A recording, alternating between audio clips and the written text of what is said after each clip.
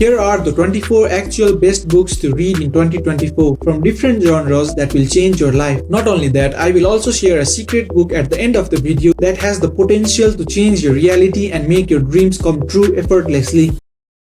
The Millionaire Next Door. This book explores the habits and principles of millionaires, revealing key insights for building and maintaining wealth. It aims to remove myths about the wealthier sector of the society. It also reveals that many of us are misinformed about what it actually means to be rich. The authors studied the profiles of rich and provide critical insight into achieving financial independence. Rich Dad Poor Dad. One of the best books to get started in personal finance. Kiyosaki challenges the traditional views on money and investing, offering a fresh perspective on financial literacy and success. He tells the difference between the rich and poor mindset, your money or your life. This book challenges readers to reassess their relationship with money, offering a 9-step program for achieving financial independence while emphasizing the importance of mindful spending and reducing consumption. Total Money Makeover. This book offers a step-by-step plan for financial fitness, guiding readers on how to eliminate debt and take control of their finances. Bonus book. The Richest Man in Babylon. Through timeless parables, this book provides financial